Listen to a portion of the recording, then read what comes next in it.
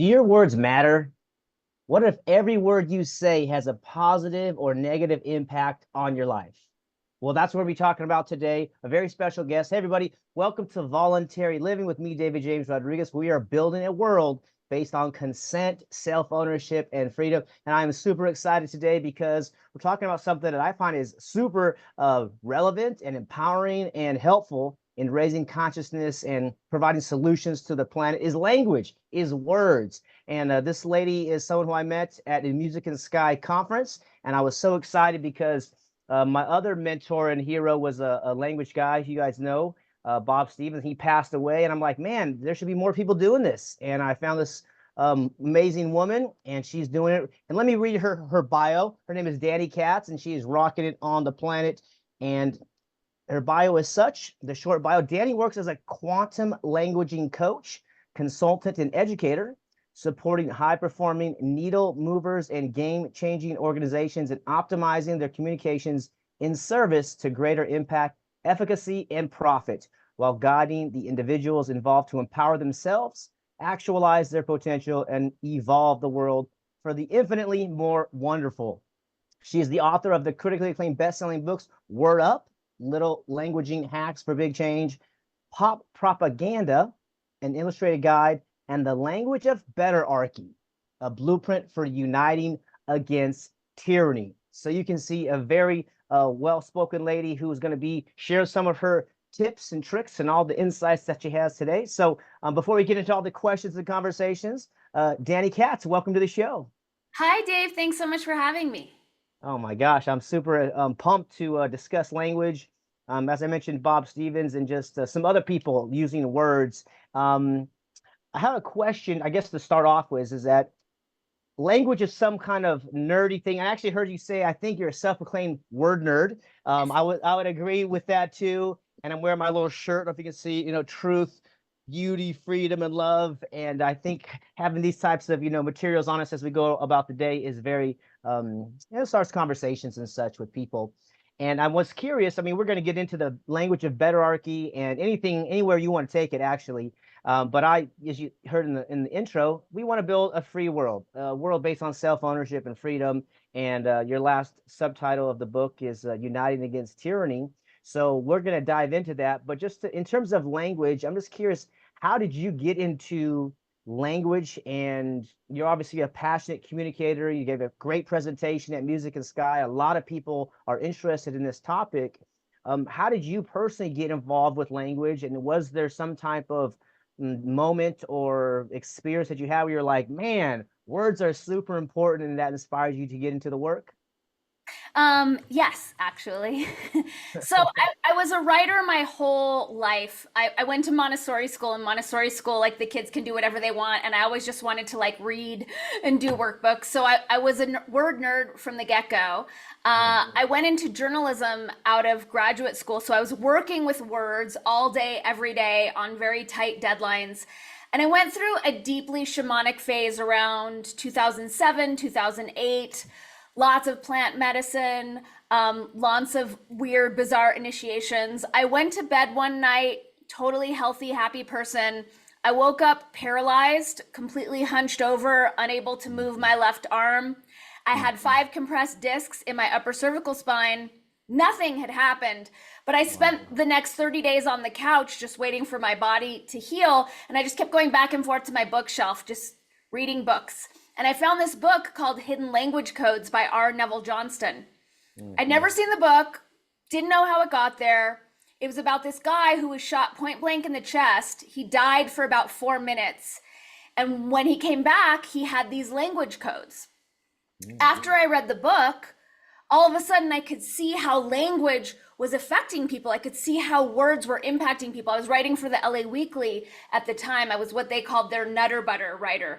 So I was going to, various like talks and workshops. And I just started to see these people in positions of authority. And I would see the words leave their mouth and I would see them like completely disempower the audience. And so I actually met Bob Stevens and got into his work shortly after that. I'd say about 3 to 6 months after that. Nice. Um, and then the words just started talking to me. And I was still pretty stuck in, well, I'm a journalist. I don't have time for this. So I'd be writing my articles, and the words were starting to invite me into a more multidimensional conversation. And I was like, no Mhm. words. I don't have time. I have to get this article in. And it just Mhm. became so loud and clear that I was being invited into something very different than where I thought my life was going to go. And so I started unpacking the languaging codes for myself, and I started playing with them with my friends, just in terms of like manifestation. And it was really helpful to have a community of people to act as extra ears, to be like, hey, did you hear yourself? You just said XYZ. And it was interesting in that container how we all shifted and expanded so quickly. So that was kind of my entry into it. Mm, amazing. So glad you're healthy and strong and well now. Thank you. It seems like when we lose our health, everything slows down, and you get to get back to fundamentals. I was sick for some situation as well, and a lot of fear and a lot of pain and just like darkness. And unknowingly, I just was like, I'm healthy, I'm strong, I'm healthy, I'm strong. Because otherwise, all the other stuff was like, man, this shit is getting bad, and all the negative programming and what doctors say and people say, I'm healthy and strong, I'm healthy and strong, and I didn't even know um intentionally or consciously of what I was doing. But it seems that words program life. I think you said language creates reality. Is that accurate? I consider language reality programming technology. So it is the primary means of programming the subconscious mind, and the subconscious mind is responsible for 95% of our experience of reality. You know this from experience. You were experiencing a health challenge, and you were programming your subconscious mind with the frequencies of health and strength. And so the subconscious mind was responding and then sending that message out to all the cells. Language Mm-hmm. also programs our entire reality construct. The social engineers know this super well, which is Yeah. why, they do their best to flood us with fear, conflict, whatnot. Mm-hmm. And that's why it's so great that you're having me on, and that we get to do this work and help, the world understand how powerful our words are and how to use our language to empower, uplift, liberate, all those fun things. Yeah, 100%. And I agree with you that the rulers, and I actually don't even call them elites, because I just consider them predator psychopaths. And the elite people actually are people like us, or people at these conferences that believe in compassion and patience and agape love and romantic love and friendship and all these good things. So those are the elite. And so I'm trying to like start my own little conversation where it's like, stop calling these things. All they are just violent people. They use fear, intimidation, and coercion against peaceful people, and that's not okay. And that's why I named this show Voluntary Living, because in the new world we're creating, it's about living. It's about doing and being versus yelling at government buildings, which I did that for a while. Maybe you or people around you, we're going to go protest these politicians, and we're going to tell them how right we are. And it's like, that doesn't work in my experience. Um, so I agree. This language stuff is very powerful. The predators use it to terrorize us and put us into fear, separate us, isolate us. And then with the whole pandemic, with the whole COVID thing, just to really put people, paralyze them based on language. So I'm interested in liberating people, and I think you are as well with your multiple books. Let's talk about the language of betterarchy, because that's a very unique word, and I'm guessing that you invented that word. So congratulations. What is the language of betterarchy? So the language of betterarchy is the antidote to hierarchy. I did invent the word because I started to notice around, it was right after Me Too, where I noticed this like railing against the patriarchy, smash the patriarchy, kill all men, and I noticed this violent languaging. And I started to realize, like, the issue is hierarchy. If we put women on top and kick men to the curb, we still have inequity, we still have status, we still have resentment. We're not working together, we're not cooperating together, we're creating a different enemy to prop other people up. That is all baked into hierarchy. Hierarchy needs there to be losers for there to be winners. So I spent a good 6 months trying to find a new word. I got all these like vintage books with like Latin prefixes and suffixes, and I was going to, create the new thing because synarchy has been weaponized and heterarchy hasn't really been implemented on a large scale. And after about 6 months of getting like so far away from my real intent to write the book, I realized like, I don't know what the next structure is, so I'm just going to call it betterarchy as our placeholder so that I can get this book out into the world. So basically, it's just the placeholder for the structure that is steeped in the frequencies of cooperation, abundance, love, inspiration, peace, all those things that every single human on the planet really, truly wants. Beautiful. Yeah, I think that's a great point because sometimes we don't know the exact thing. We just know that this thing isn't working. And in this show, in this conversation, I would say the problem is government, and I call it statism. And that the definition of statism is the idea that the state has a larger or a higher authority over your body than you do. And for me, that was self-ownership that really empowered me. And whenever I do my presentations or talks, I ask people, I say, how many guys own your body? And most of them are like, yeah, I own my body. It's like, well, freedom is based on self-ownership. And I never heard that word before in all my, public school programming in college. And I'm like, oh, they're trying to withhold these secrets because I think it is, they know the power of the word. And once this truth gets out, it's over for these guys. So is this betterarchy, is it's uniting against tyranny, is the betterarchy the thing, or is it, have you identified like a principle? Like for me, it seems freedom of choice is the principle to unite against the tyrants. Is that what you've concluded too, or what is the uniting component of betterarchy if we haven't covered that part? Yeah, it's a great question. So the language of betterarchy is the tool that is allowing us to unite. I actually didn't like the subtitle Uniting Against Tyranny because I don't like any sort of oppositional orientation. It's weak, right? It inspires pushback. But my publisher and I tussled about it, and she's like, dude, we need to sell books. Like, you can just talk about it on podcasts and blame me. Yeah. So that was that. The gist is, yeah, so much of our language is embedded with these frequencies of disempowerment and our beholdenness to external authority, which is a total lie, which has nothing to do with the truth of the matter. So there are 10 precepts of hierarchical languaging, which I break down in the book.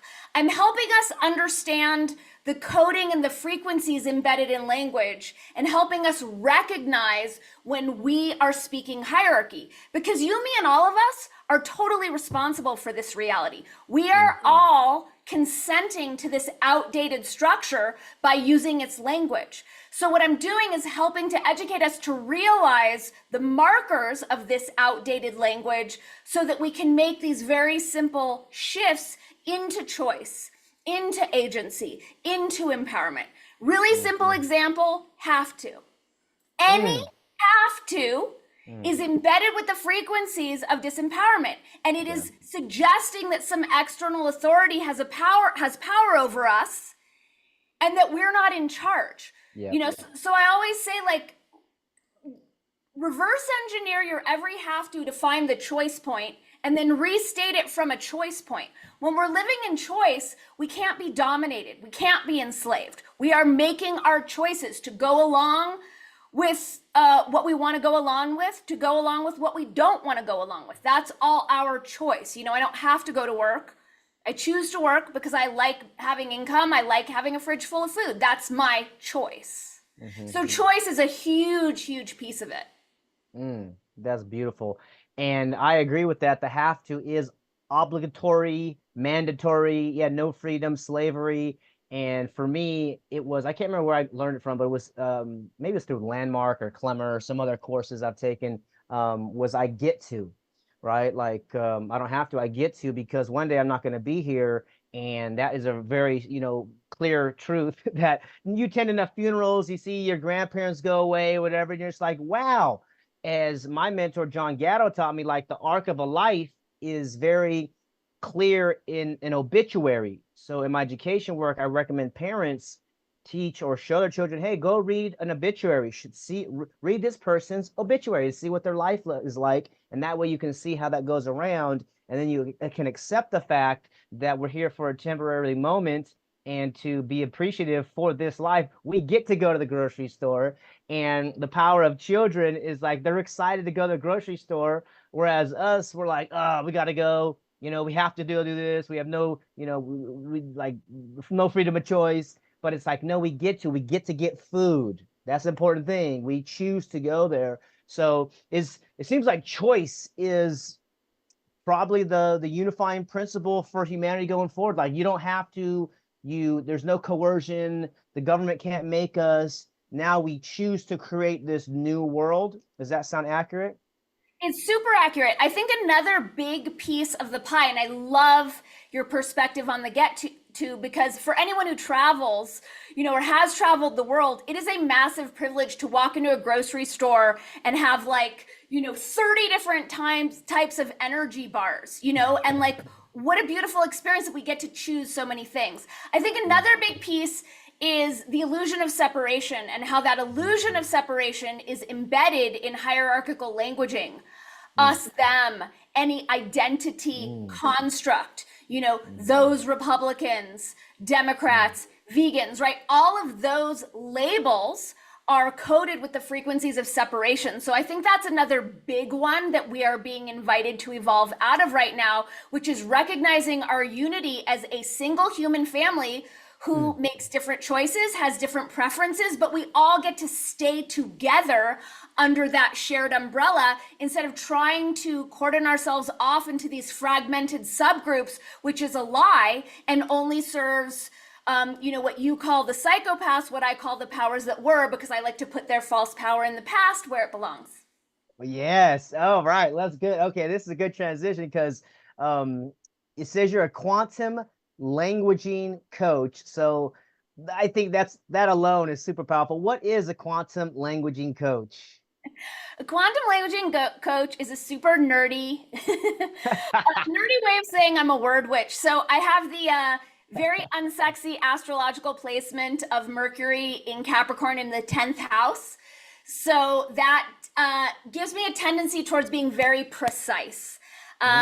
I think Bob Stevens got the best way to brand it in terms of conscious languaging.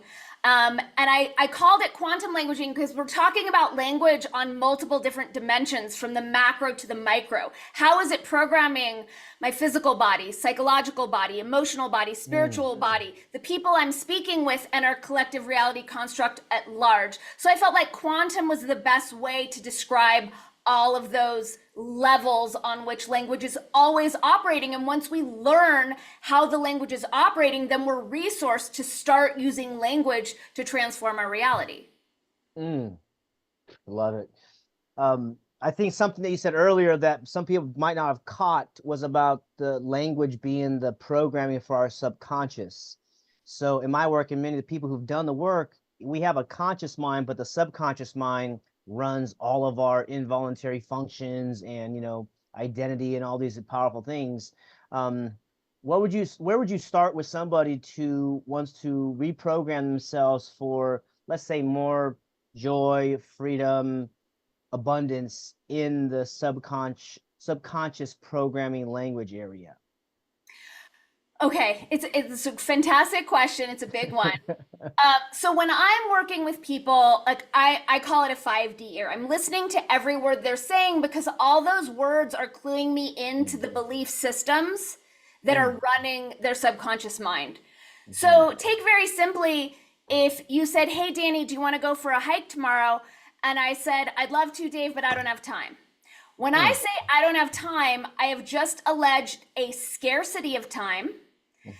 I've just connected myself to the frequency band of scarcity and lack in the larger reality creation structure, what the evolutionary biologists call the morphogenetic field, right? So that acts as a feedback loop, right? So when I put scarcity out into the world is listening to me, and it's going to give me back an experience of reality that is marked by scarcity, right? So it's cluing into where am I speaking scarcity throughout the day, not just regarding money, but then also it's inviting me into a deeper examination, which I know you understand having done Landmark, of like, well, what are the belief systems that I'm operating with? Because if I say, you know, money comes to me easily and often, and saying that makes me feel like I want to cry or makes me feel like a fraud, then that languaging upgrade isn't going to work. I've stretched too far for where my subconscious programming is really at, right? So that's a clue that's inviting me to go in and look at, well, what are my beliefs about money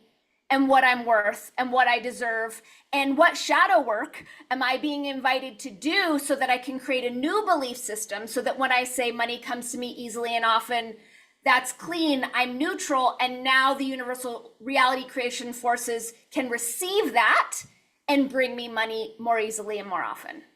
Mm. Does that make sense? Yes, yes, it is. Yeah, because we have these programs that are we're unaware of, and like I said, I went to public school. I went to, 5 years of university, and there was such a waste, and it was just like, it's like what they did to us then was imprint our subconscious mind as a kid, at least, they say for the first 7 years. And God bless my father, who like let me watch Rocky Balboa and Over the Top and these movies, inspiration. I was doing push-ups when I was 6 years old. I'm like, yeah, I'm Rocky, like that was a good program. And I recommend people start to, put positive things around children, because for some reason in these types of hero movies, we want to see ourselves in these films. And this goes into like Hollywood and film now, where they're perverting it. Like you usually said, the kind of feminist movement going against men or making men look stupid, and this type of um, humiliation or these types of things. So it is about empowerment and empowering ourselves. Do you have any recommendations for people for maybe empowering themselves through affirmations or through rituals or things of language that you've come across? I'm a big fan of affirmations, and I know that not everyone resonates with them. When I first got into doing affirmations and EFT tapping, which I'm also a big fan of, I was more identified with kind of like a rock and roll identity. So I thought it was cheesy. And I had to find a way to make it work for me. I chose to find a way to work with me. Like right then and there, right? You saw how I used the word I had to in that moment. I was inadvertently disempowering myself. I caught myself, corrected it, move into an empowered place of choice. I'm a fan of singing my affirmations and dancing my affirmations and just getting into the groove so that I could feel them in my body. Noticing any area of our lives where we're feeling victimized, where we're feeling trapped, where we're feeling compromised, where we're feeling shoved into a corner. How are we talking about this? Are we talking about all the things that we can't do and all the reasons why we can't do it, instead of talking about what we are going to do and inviting the solutions to come in through that certainty that we're claiming in our language? It's getting really, really granular with how we're telling our stories, because that's what authority means. Our God-given right to author our stories however we choose. And I feel like, what a lot of people don't realize, I love that Radiohead song Just, where he says we do it to ourselves. And, until we realize that we're enslaving ourselves, we are not going to be resourced to liberate ourselves. And no one else is going to do it. It's on us. And the words are the clue that shows us where and how we're doing it. Oh my gosh, I got the chills, because it's such huge responsibility to realize that we're doing it to ourselves. And I'm in the education world, and so that is actually my definition of education, is what we do to ourselves to create a good life, right? So that begs the question of what's a good life, and now we can really get into some really important conversation. But to deal with the fact that we're doing it to ourselves, it's like it takes away all slave excuses, all, disempowerment, and then you got to take a look in the mirror and you're like, whoa, this is some heavy lifting, and you mentioned shadow work earlier. I think Carl Jung said the average person will do whatever it takes except to face their own soul. And you're just like, uh-oh, what does that mean? It's like, well, we don't know how we got here. We don't know what we're doing here. We don't know where we're going exactly, right? I mean, I think there are some spiritual experiences, and you mentioned the plant medicines, and I think those are very helpful. But like the whole scheme of it all is a great mystery, and this mystery isn't even addressed in all these years of schooling and training that we got, and because it gives us the power when they say, oh, this is this is the way it is, and you're like, I don't think so. I think you might be wrong. And they're like, no, don't worry about it. It's always been this way. This is how it goes. And this is where, like Orwell says, he who controls the past controls the future. So through history and languaging and storytelling. So it's like, oh, you've never had freedom in the past, and so you'll never have freedom in the future. And then with like fake news is about he who controls the now, the present controls the past. So I start to connect these dots from all these other visionary authors, people like yourself who are laying down what is an empowering way to see life, to see humanity. And it is about storytelling. It is about what we say and what we record. How important is history in your view, or anything about story, his story? Break that word down if you want. I love the question. I personally don't get hung up about the history, the government. I mean, I both know that it doesn't have anything to do with men. It has to do with the mind. I feel like that's all kind of a distraction. I think we get bunged up around time because we've all been fed the fiction that time is linear, right? Like it's this linear conveyor belt going from birth to death, and that in and of itself is a lie. Our calendar is probably the most co-opted organizational structure, second to language. It's so janky and inchoate, it makes no sense. 30 days one month, 31 another, 28. Yeah. 29. It's meant to confuse. It's very clear to me that the powers that were operating with a completely different understanding of time, they're playing such a long game. So fixity is one of the 10 markers of hierarchy. And that's the idea that the way things have been is the way they have to be and the way they always will be. And so the social engineers have gone the distance to try to instill this nonsense upon us as though we can't make a different choice in every single now moment, and that we can't change the world for the better. We also see this in all the victim nonsense, right? These tragic Bobagic stories from the past that are carried around like badges of honor. It's like, there's no cultural group on this planet that doesn't have suffering, that doesn't have horror. There's no human being on this planet that doesn't endure suffering. It makes no sense to compare suffering, to create some sort of jacked up social hierarchy based on disempowerment and victimization. I think we can learn from the past. I think it's helpful to examine the past, to mine it for the lessons. And then there's a point where we let it go and we focus on where we're going and what we're choosing to create. So I think in this culture, especially right now, there's this kind of demented distortion around clinging to the past and past transgressions that has until now kept us from changing it all up for the way better. I love that. Yeah, the past has been so dark, and all these bad people doing stuff, but it's like, well, that stuff's going on now, and what can we do about it now? How important is present moment consciousness in languaging and creation?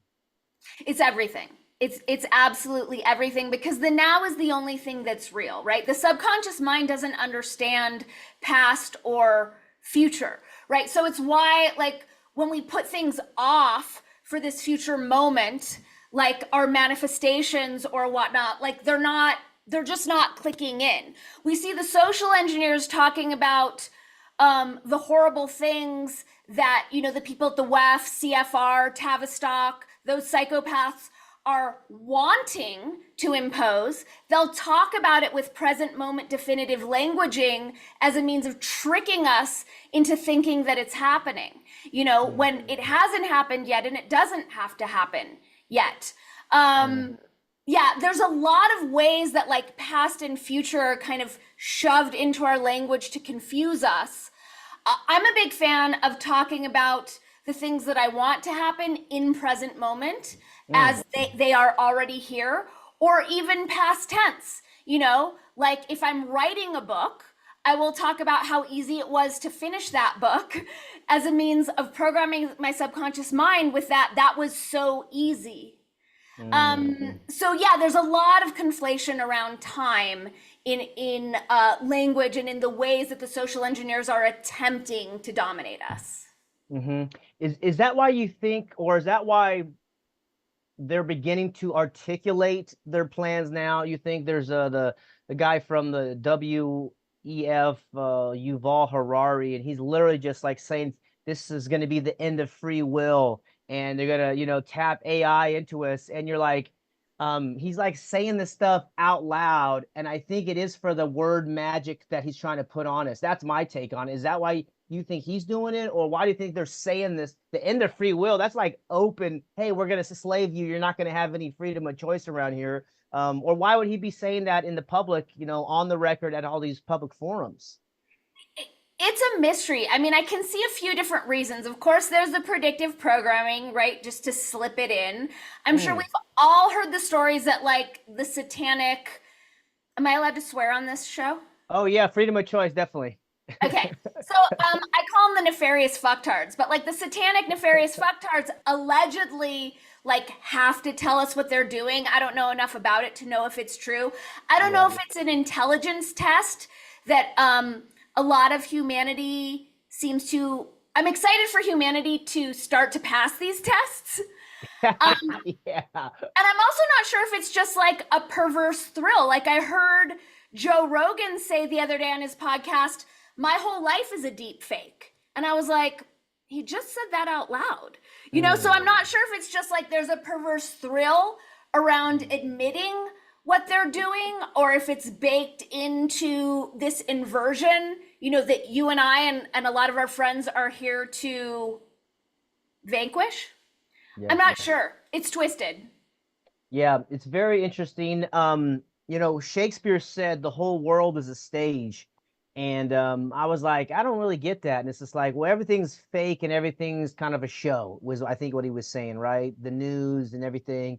So for me, if that's true, which it may be, who knows? I mean, we don't know what we're doing here, as I said, the Matrix situation. I think we're kind of like an avatar. My conclusion. I've done some plant medicine journeys too.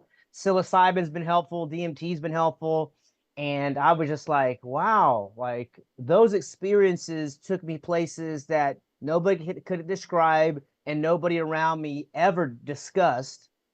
Terrence McKenna is the guy who told me about the heroic dose, and he says 5 grams of mushrooms in your room with the lights off by yourself, and I'm like, really? And so I tried that, and sure enough, you go crazy, cry and laugh and joy and ecstasy and meet the ancestors or spirits or something. I don't know. But I come out of it every single time so grateful, so loving, just grateful for this breath. And I think there is something magical about those types of experiences, and they've been trying to keep this away from us. Even like ayahuasca, I had some positive experiences there, but it was really psilocybin and DMT. Um, and it's like people around me, they don't know what's going on. And as a kid, this is why I'm so passionate about the education world, because I was a sincere, trusting young boy, and probably you like a young girl, and you're just looking up to people and like, please tell me what's going on, tell me the truth.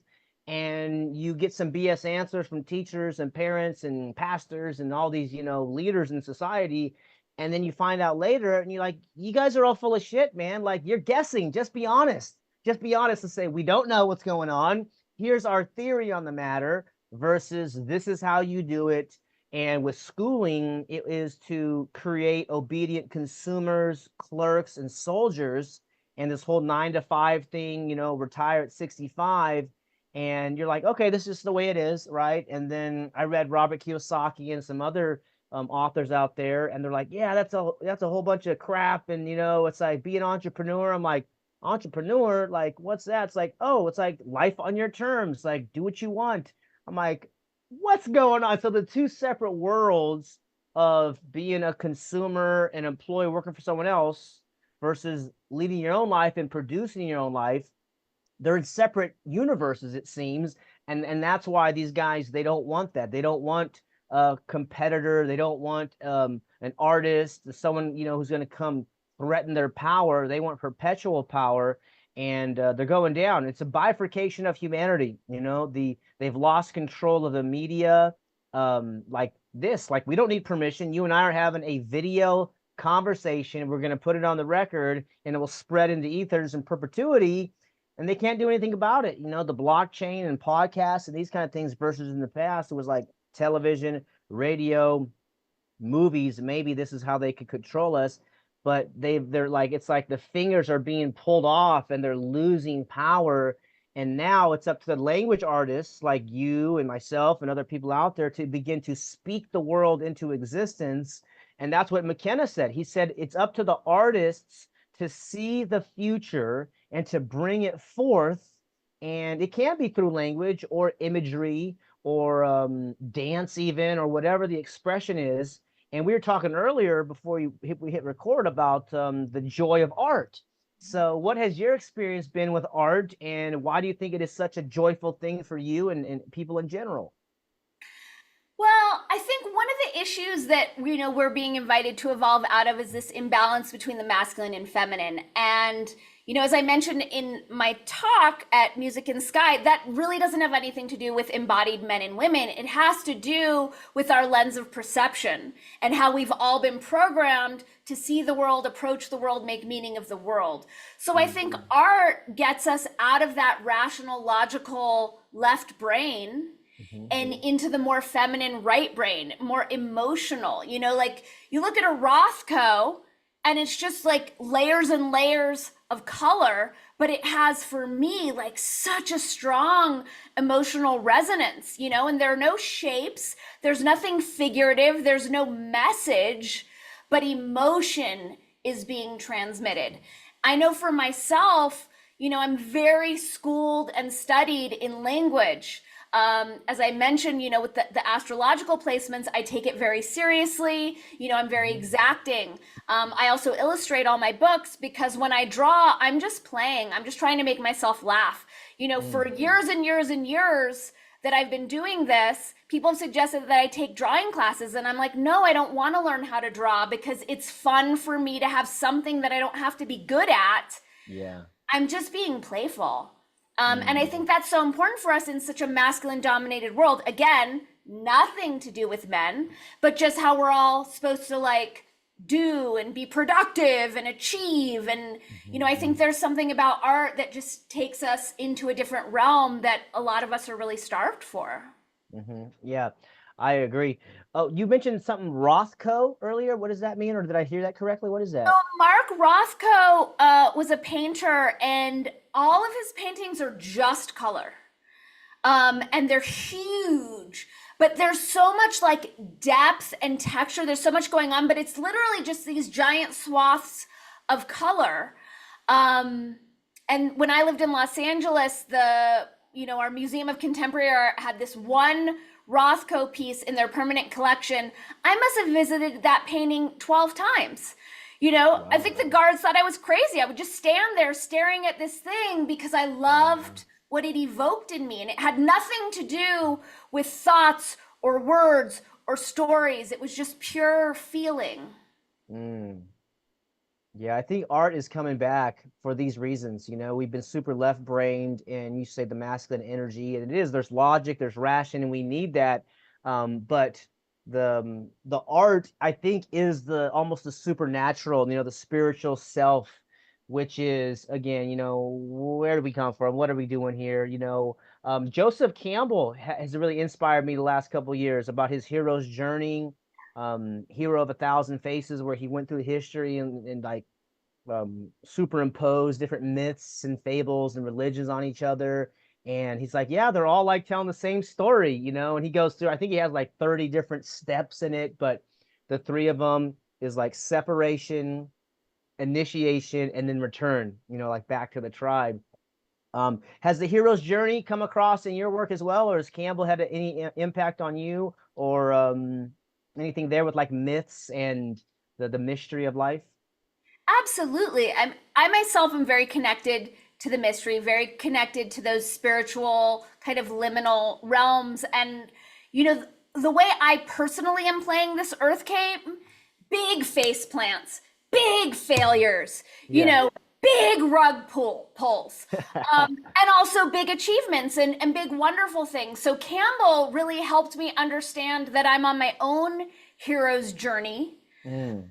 And also helping me understand, which is something that they talk about in the Gene Keys as well, which is the only way out of the shadows is through. I feel like Mm. you mentioned it earlier, people like trying to find these cheats or tiptoeing around the dark stuff. And it's like, no, Mm. dive right into the middle of it, tussle Mm. with it, dance with it, make friends with it, or Mm. not. But, it's like, darkness is, and I think that's another part of this indoctrination of like that everything's cherry Mary sunshine all the time, Yeah. and that Yeah. if we're not feeling happy all the time, that there's something wrong, or if a business fails or a relationship fails, that we're broken. And it's like, no, Yeah. that's life. That's all baked into it. So I got that from Campbell. And also just, I think one of the misconceptions that we're in the process of evolving out of is that like to be successful or to be a hero or whatnot is like to be famous or to be rich or to Yeah. have like a television show. And it's like, no, it's rocking your life. It's having an impact on, the cashier at the grocery store. Mm. It's, evolving past our own perceived limitations. And you mentioned something earlier about like the matrix. Mm. And I've been teaching homeschool teens for the past few years about propaganda and media literacy. Yeah. And one of the first things that I teach them is like, there is this matrix, and it is this false enslavement construct that's put on top of society, that's put on top of our togetherness. And it needs us to think we're too much, not enough, broken for it to function, because that all the machinations we're running through to like get the girl, get the Benz, get the promotion, get the whatever is what keeps that matrix running, So I think it's really important for us and for our youth to understand like that's an outdated model. And the most rebellious thing that we could do is love ourselves and love each other. Like when I talk to people or clients who are kind of having a hard time getting out of negative mindsets, I touch in on their inner rebel, and I'm like, that's what the powers that want you to do. They want us hating ourselves. They want us feeling like we're not enough. They want us fighting our wrinkles. And, all of that is giving them exactly what they want. You want to be a rebel? Love yourself exactly as you are, warts and all. That's the last thing they want. And that is where our liberation lies. Mm. Very powerful. Yes, self-love. And from a male perspective, we don't hear about self-love, or we hadn't. And our fathers did the best that they could, but didn't, I'm half Mexican. My father didn't express so much love because his father didn't, right? And in that culture, love is girly or something, you're not allowed to have love. And it's like, I saw my grandfather get older, and he's in his 80s, and he's just like crying. He's just like, oh, I love you guys, so the cycle continues. And the Greek have 8 types of love, and that was really a good I don't know, archetypical type of thing for me. But one of them is self-love, and I was like, really? Like, of course, romantic love, family love, friendship love, all these things, but then self-love is a real thing. And it starts to come more apparent for me as I see it around to other men that I respect talking about it, and of course women, right? But like when you see other men, you're like, thank God, man. Like I thought I was the only one, sending love to my body, thanking God and source for my hands and my body, blessing my body, and just sending love to myself rather than try to get love outside of myself or from something or somebody, which I was taught my entire life, right? You gotta go get the thing, you gotta get the diploma and the degree and the cash and all these things, and then that's gonna be happiness and love. In fact, it seems to be that we give it to ourselves through thoughts and words and actions. Do you have a working definition of success, or how would you help people define success or describe their own success? That's such a great question, and I will answer it in 1 second. Okay, take your time. What I want to pick up on what you were saying is when people ask what I do, because I do so many things, I have a very simple directional metaphor, which is I guide people from reaching outside of themselves for what they want to sourcing from inside. And instead Mm-hmm. of looking behind at what didn't work, looking forward to what they're creating. Mm. So super Wow. simple. Wow. When it comes to success, I think, and this is something that I do with my propaganda media literacy students, is I have them hone in on like, what are your priorities? What are your values? Mm-hmm. Your unique individual priorities and values, because Yep. they're not going to be the same as everyone else's. Mm-hmm. For me, it's fun, it's freedom, it's authenticity. So my success is based on how much fun am I having? How free am Mm-hmm. I? And that means free as in terms of my emotional responses, free in terms of my willingness to be vulnerable and let myself be loved. It's the whole gamut. Authenticity, how real am I being? How am I in integrity with my word, thought, and deed? So for me, my success is when I've checked those boxes at the end of the day. It's not some Mm-hmm. external recognition. It's not how many commas are in my bank account. Mm-hmm. And I think that one of the most important things anyone can do to be a self expressed, autonomous adult is hone in on your unique individual values and priorities and live your life according to those. Instead of adopting what society tells us we should value, which is based on their nonsense, which is not, I don't think anything coming from the system is going to help us truly actualize. It's going to help us serve the system. Mm-hmm. Oh yeah. The system, well, with my work in education, it's like the state created the school system to benefit the states. Yes. Okay. And there's like in Europe, there's schools that are for like the soccer clubs, right? If you see like an 8 or 10-year-old, good soccer player, like they'll recruit him and put him in the academy and put him there for 8 or 10 years until he's almost 20, and then he'll be a soccer pro, right? So imagine that McDonald's, was in charge of the school system. What type of stuff would they be teaching? Well, how good the preservatives are, and there'd be a flag with the M on it, pledge allegiance to the flag. So there's all these agendas out there for organizations and institutions. And one of the words that I created, as far as I know, is called intergenerational freedom.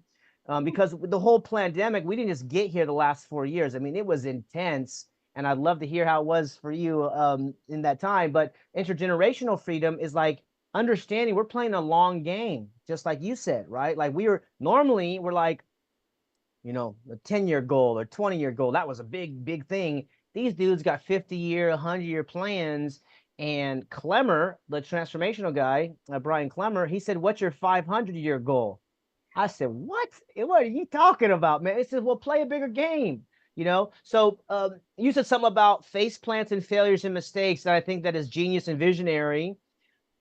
How did you come up with your philosophy of making mistakes? Because this seems to be the future of all learning people. I think it was, and it's been an ongoing process of allowing my life to be totally legitimate, and realizing that I'm playing a bigger game. I'm playing the eternity game. I'm here in devotion to my soul's growth, Mm, so it's not questioning what's happening in my life. It's not making it wrong. It's not victimizing myself. It's using it to make myself stronger, to learn the lessons, and realizing, I'm stubborn. I have a mhm, lot of stubbornness in me, and I also have a very high tolerance for pain, mm, which was cultivated through 13 years as a gymnast, mm. MK Ultra torture, just like life in general. And so it helps me grow, and I think a big Mhm, part of what I'm understanding as awakening, as enlightenment, of personal development, it's not becoming perfect and having no shadows. yeah. It's loving and accepting myself and learning to manage myself in ways that are in alignment with who I want to be in the life I want to live. Mhm, So for me, it's like opening my arms wider. It's expanding my definition of perfection to include my own flaws. So for me, it was just, the long road of figuring myself out. And I think for those of us who didn't fit into any boxes, who didn't have mentors who could understand, the rascally rabble rouser rebel types, mhm, I figured it out for myself. mhm. Yeah. And did you notice that rebel rabble rouser from a young age, or when did you start to be like, dude, leave me alone, you guys? Or when did that start to come up for you? So I wrote my first letter to the president in second grade when I didn't understand why we were saying the Pledge of Allegiance because it was supposed to be a separation between church and state, but it said under Wow. God. Wow. And then I got this letter back that I didn't understand because I was only 6. And I asked my mom what it meant, and she said, it means you have an FBI file. I started my first revolution when I was 8. I noticed, so I was a gymnast. I'd been training in gymnastics since I was 3. So I was very athletic. And I noticed that my teacher, when we would play softball, would put all the boys in the infield and all the girls in the outfield. And I would complain and ask to be put in the infield, and it never happened. So I got all the girls together and said, hey, when the ball comes out to the outfield, just sit down and cross your arms and do nothing. So I was always a rebel, always a Wow. revolution, always looking to make things better. Man, that is beautiful. You mentioned the pop propaganda for teens. You want to talk a little bit about that and what's the because I just saw a little bit of it there at the event that but what was the inspiration behind that? Helping teens with pop propaganda. Sure. So, I got into journalism because I really wanted to stand up for truth and justice. And I learned through that path that, there's not a lot of truth and justice in that path. But as a journalist, I clued in to, Project for a New American Century, the globalist agenda about 2001. So from 2001 to 2000, I'd say 2022, my goal was to stop it. For whatever reason, my soul likes to play the game that she can stop the nonsense, right? Yeah. And she likes that, so that's fine. Yeah. So we wrote Plandemic. I helped Mickey Willis write Plandemic. Yeah, talk about that. Yeah. Mickey and I had been friends for years in Los Angeles. We'd collaborated on a few projects in the past. And when Trump got elected, we started to notice on social media that our friends in our ayahuasca spiritual communities were spewing a lot of hate. And we just started to notice that he and I were consistently on the same page, just speaking up for humanity. And so we had done a children's health defense campaign when they were trying to get rid of the medical mandates for just the regular children's schedule stuff. Yeah. We did that in 2018. And then after Plandemic came out, my phone rang. It was pretty late on a Sunday night. And he's like, can I pull you onto the project? We're doing part 2. And I was like, all right, let's shut this down. So that was super fun. It was really balls to the wall. And it was, I love that sort of thing. I'm happy to work 16-hour days, 17-hour days when I feel like we can really move the needle. I didn't realize it was going to be as censored as it was, and it was going to be so shut down. Mm-hmm. So when they installed Biden in the White House, that's when I realized, okay, the adults have chosen their enslavement timeline. I'm going to start to turn my attention to the youth to make sure that this doesn't happen again. So that was a big pivot for me. I was invited into a homeschool collective in New York, and they asked me what I wanted to teach. And I said, I want to teach propaganda and media literacy because I think that's really the crux, right? I'm always going for root causes and solutions. I feel like the root cause of the disconnect we're living through now is this propaganda and people not being aware of the tools and tricks that are being used to shut down their critical thinking, to shove them into groupthink. So I created this course for teens, and after teaching it live a few times and getting a lot of requests, not just from parents of teens, but also from adults saying, hey, I want to take this, I created a digital version of the Pop Propaganda Media Literacy course, which is available now. Nice. Very good. So not just teens, but adults can learn about the propaganda that the media is spewing and basically mind controlling adults and teens. 100%. Because the thing is that once we can recognize the tools and techniques that are coming through our screens, our newspapers, what have you, then they don't work on us anymore. Like once we see how they're working, then they don't have the impact.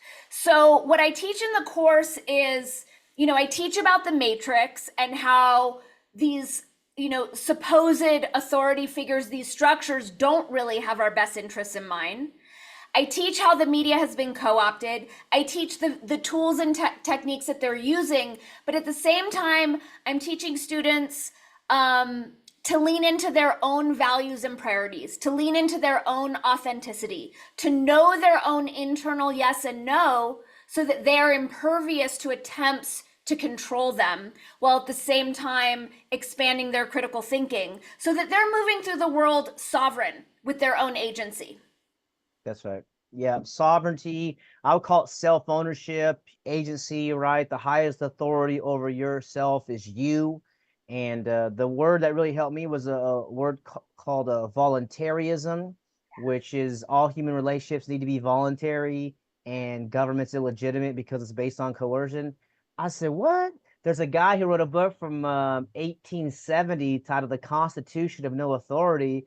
And I read it and I was like, what? This guy was a lawyer. He was a word nerd too back in the day. And he proved that you're not bound to a contract that you never agreed to. And that your grandparents or parents, they can't bind you to a contract because your rights come from God. Your rights to life and liberty and property come from source or nature, humanity. They certainly don't come from the politicians. And, that's 150 years ago. So this is where I start to see the power of writing and books and literacy, these types of things like, oh, so we might not see this whole voluntary world that I dream of. My soul is kind of like that too. Play a game that's bigger and just makes no sense because what else are we doing here? I was chasing the money and I was taught that money is wealth. And then I started to see the people around me and they're making all this money. I was in health insurance for a while and they're making 50, 80, $80,000 a month. I'm like, wow, that's great. But they didn't look happy. And so I started to kind of seek like, what is success? And a mentor of mine said, well, you want to find an injustice on the earth and spend your life trying to correct that injustice. And so for me, that was the school system. And that just gave me so much energy and so much excitement. So what would your tips be for people out there that they're trying to find their values and their priorities, but there is all this mental confusion, conscious and subconscious? How does someone find their values and priorities in your view? Such a good question. I feel like it's looking at, what did you do as a kid? Like, what did you love doing most? What attracts you to the people in your life? Like what are the qualities that you look for in your friends, in your partners? What are the things that light you up the books that you read, the movies that you like? What are the themes that you're continually drawn to? And start to examine those aspects to look for the through lines and put the pieces together. I'm so attracted to people who are searching for the truth. I've always been searching for the truth myself. So that helped me figure that piece out. Looking at, when I was a kid, my dreams were just like fighting injustice. It was like being the speechwriter for the president because I could make all the right decisions, but I didn't have to be the front person. I didn't understand how the world worked at that point, but it's like looking at all those ancillary things. Who are your favorite characters in books? Who are your favorite characters in movies? What are the through lines in these people? Who are your role models? Who are the people who inspire you the most? What are the through lines? I love Joan of Arc. I love Hypatia. So for me, it's clear that creates a clear path. Beautiful. So were you a big reader growing up? I was a big reader, big nerdy reader. I got heavily into Stephen King as a young kid. I loved that. I got really in. Terrence McKenna had a huge effect on me. Tom Robbins. I loved the way that they played with words. I loved Terrence's ideas, because I was a psychedelic warrior early on, so he really spoke to me in terms of expansion. And I feel like he's the one who kind of gave me the first inklings that this world is made of words. And if we want to change the world, then we are wise to change our words. I wanted to ask Mm. you actually if you were aware of the Right Use of Will book. No, what's that? I think you would love it. Hmm. It's a channeled book written by or channeled by Cian DeRohan. According to her, the book is channeled from G Daddy himself, right? It's not like some Yeah. archangel or soul group, but it's all about free will and like correct Mm. third chakra engaging from a more spiritual standpoint, right? And really making Mm. it clear that it's never okay to impose our will on others. Even Wow. saying, you made me feel bad. Like, no, you said something that triggered something inside of me that is Mm. inviting my healing. This is where it's going, Danny. As you've been doing this work for a long time. I get so excited by these types of things because it just feels it aligns with the truth vibration. It's like, I knew it. Nobody makes me feel anything. I heard this quote, a new definition of anger recently. It says, anger is punishing myself for what someone else does. So it's like, whatever someone else does, my power is inside my soul, and I get a chance to respond to what happens.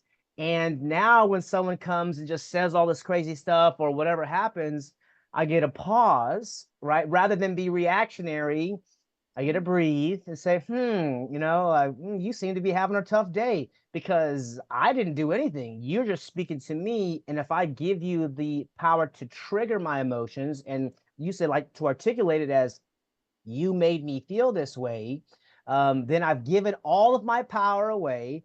And that's not what we're here for. We're here to be empowered. So, how would you recommend someone rephrase it if two people are in discussion and some person's being mean and that could trigger somebody? How would you help them give feedback to them by their words that are affecting, my emotions? I'm a big fan of I statements. I love Nonviolent Communication by Marshall Rosenberg, though, of course, I'd love to rebrand it to Peaceful Communication. And I understand Yeah. marketing language is different. Yes. But I love the I statements. It's when you said this thing, I noticed I felt unsafe. Moving forward, would you be willing, to lower your voice, to be a little bit Hmm. more mindful? Something, Hmm. this is my experience, and then making requests, but Hmm. never you did or you did this wrong. Or Right. even, I noticed when you said this thing, I felt a little dysregulated. I'm seeing that I have some healing to do. So I'm going to take a little pause, and I'm going to come back once I've integrated this part, Mm. because I don't want to create some sort of conflict or drama around something that is mine to look at. Mm. So what I heard there was just adding one step, because the immediate step is, you made me do this, versus when you said this, I felt this, which is acknowledging that yes, they did an action. However, because of that action, I felt this. And versus saying, you caused this inside of me, it's, you did this and then I felt this. And now we can have a conversation to see, maybe there's something there for me, and maybe there's something that you didn't intend to say or do. And that's what I'm noticing. There's another great quote of mine, is that anything that can be misunderstood will be misunderstood. And somehow when I was a kid, I don't know, it must have been 10 or 12, or I don't know what I was, but I was in some car trying to help my parents out with some directions. And I think it was like my mom and my dad was giving some terrible directions. I love you, mom and dad. But I was like, man, you suck at giving directions, man. Like, what's going on? So I kind of made an unconscious decision that I'm going to try to become a good communicator so that I can give people directions, or I can, because there's this confusion. I'm like, why can't people communicate? So this is, I think, where your work comes in, and Steven's work. And I don't know. I don't really. I think you're the only two conscious language people that I know on the earth. So hopefully you will continue to, teach people and maybe just expand the work, because it feels so good when you take all your power back from these institutions.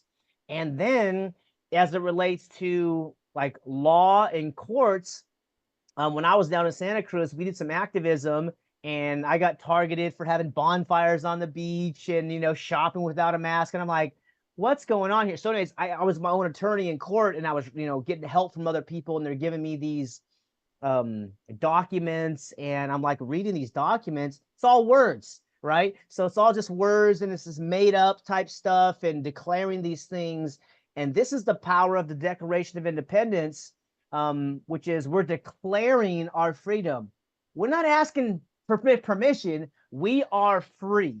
So what's your take on Declaration of Independence? Have you read it, or any other types of documents of declaring things, decreeing things, knowing that our power comes from within and not from without? I think they're beautiful. I have read the Declaration of Independence. The way I look at it is my freedom is mine, my power is mine. It's not up for grabs. So it's Mm, nothing I fight for because yeah, it's not in question. yeah. I don't fight for free speech. I claim my right to say whatever the hell I want, and if someone has a problem with it, that's their problem. Mm, It's like I don't entertain attempts to impose external authority onto me. It's just it's a non-conversation. We're not mm. having that. Wow. Yes.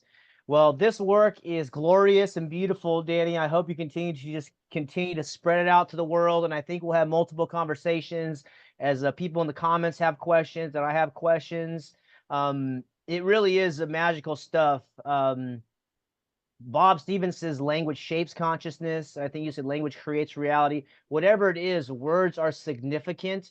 And even in the Bible, I was raised a pretty strict Christian, but I just believe in like spiritual and universal kind of spirit now. But there are some good stuff in the Bible. So again, that's a whole nother conversation versus throwing out this document that talks about compassion and forgiveness and the merits of the low people, the poor people, help the poor people, versus these other documents like Darwin and Galton and Malthus that says, these are the worst people, and eugenics and these types of people. It's like, no, we're all brothers and sisters. And so anyways, but in the document it says like the word is like the sword in the spirit, or like the word in the spiritual realm. And I think that's true. Like the more, and I'm a big affirmation guy too, of recently, and having affirmations in the morning and in night to create who I am. Because as Young also said, he said the first 40 years of life we're just doing research, right? We're trying to get our bearings on this place around here. And it turns out words matter. And I heard you quote the quote from the Bible too, which was, in the beginning was the Word, and the Word was with God, and the Word was God. So it's like, well, that sounds like an important thing. So what is your take on the Bible or God, and using the Word as, this very important thing as it relates to God, or, even the Bible and Christianity? I wasn't raised with any religion. I mean, we were Jewish, but like I think that only affected us in terms of like not paying retail, but I didn't go to like Hebrew school or anything like that.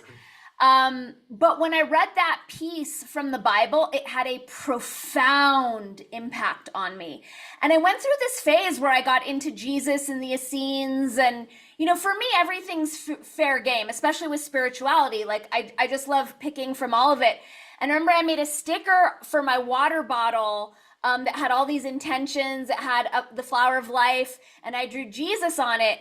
And my mom was like so offended, like, is that Jesus? What are you, a Christian now? And I'm like, how could you be offended by like a person who preached love and compassion? Like, how can that be a problem? Yeah. So I haven't delved into it too deeply, but I feel like there's a lot of value there. And just like you said, like, why would we throw the baby out with the bathwater? Okay, there are problems with organized religion, but there are clues and keys and a lot of wisdom in these texts.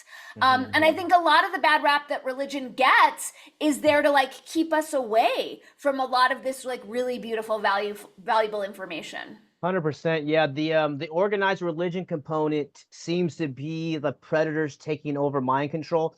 And we'll wrap up here. I know we can go for a long time because this is just so fascinating. There's so many areas that it relates to. But Machiavelli wrote The Prince in the 1400s, and in there he said, use people's religion against themselves. And I think that was the beginning of well, maybe right before the Reformation, but like teaching people about like eternal hellfire damnation. And that was one reason I left organized religion. I'm like, I don't think that's true. Like what about the Amazonian people who never heard Jesus Christ? They go to damnation forever. Like, that doesn't make sense. Right. So, yeah. So to rephrase what you said is to take take what I like and leave what I dislike and find ways that work with what I believe. And then the idea that like we're all artists, we're all philosophers, we're all creators of our own world and realm. And I love that you invent words, I invent words. I invite people out to make your own words up, because if you look at the dictionary, it's a Webster's dictionary or a Black's dictionary. These are humans who, took some time and put the stuff together. They made it up and they tried to, lock these definitions so that people can't change the definitions when it comes to contracts and law. So language is like the core of all these things. And I think people are going to start to realize this more and more. And this conversation, I think, is going to continue to increase and expand, taking your power back, not being obligated, not saying you made me do stuff, not even saying the government made me do this. This is a big one. It's like there's so much stuff like property taxes are a big one that I'm just like, how long has this stuff been going on where you pay off your property, but you still got to pay somebody a 1% in perpetuity? Like, that's not taxes, that's extortion, that's robbery. So starting to use accurate language. And I think we can conclude here, but I want to give you this floor for the final few minutes just to share, maybe anything that we didn't cover that you like to cover or tap into. You can see where this is going. We believe in freedom and consent and voluntary relationships, and I believe we're going to win. I'm very certain of it. We're going to have to get through some really, I think, some dark times when these predators, and as you say, the powers that were, realize, oh, we're just has-beens now, and people don't want violence anymore. People don't want to use, our systems. We're going to exit their systems and build the world that we want to live in. And I got very inspired, there at Music and Sky, not only from your talk, but Barry Lando. And he's like, you've been here before, right? Like we all agreed we're going to come here to Earth and like we're going to meet here and we're going to help humanity get back to it. So language seems to be the most important part of it, I think, because you got to have thoughts and then the language manifests that thought. So anyways, I get so excited about this topic, just like you. Last few minutes, you want to share anything that we didn't cover, any comments or any future programs or projects? Feel free to share whatever you like here, because I'll keep talking just because this is such a topic I'm very fascinated by. I love that. And I love the idea of you and I having multiple conversations because there's so much crossover. I'm not going to be able to get into all of it, but I do Yes. want to pick up on what you said about our language isn't done. And no one has more rights to culture creation than any one of us. Yeah. We are all custodians of this planet, of this culture. We have every right to contribute to the lexicon, to steer culture in a different direction. I think, what I want people to understand is how powerful we are. You don't need a television show. You don't need a podcast. You don't need a microphone. You don't need a bajillion followers.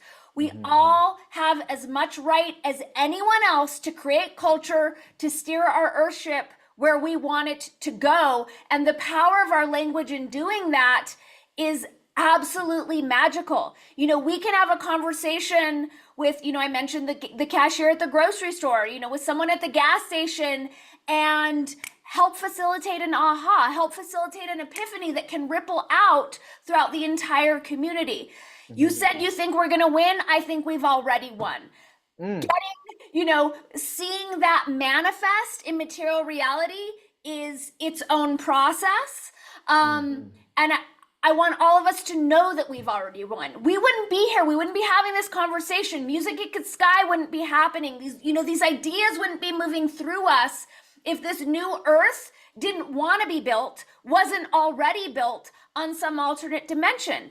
In the realm of infinity, the fact that so many of us are clued into this world of abundance, peace, love, cooperation, means that it exists. It Hmm. already is. We are here to bridge the gap between wherever that is and our now moment. So I just want us to know that it's here now, and we have so much more power than they would like us to believe. Yes. So the powers that were, the new earth that has been created, Yes. and the intentional neighborhoods and the voluntary consensual contracts and everything coming together, protecting the women and the children, and elderly, having independent food, water, energy, entertainment, healthcare, art, technology. All this is here now. We thank you that it is here now in this world of present moment consciousness. And Dani, thank you so much for sharing some time and coming on the show. I look forward to chatting with you again. Yeah, maybe we'll chat offline and see how we can continue it, because it is such a relevant and literally like world changing type stuff. I know you know this work is that important, and I do too. Just it was a joy to meet you there in Music and Sky. Where can people find you and your work? People can find everything about me on my website, danikatz.com. That'll take you to my books, my podcasts, my Instagram, my courses, my webinars, the whole shebang. Beautiful, Thank beautiful. you so Thank much you. for having me, Dave. This was great. Yes, yes, I agree. It was a very exciting. The hour flew by. We could go for many more hours, and I hope to do so.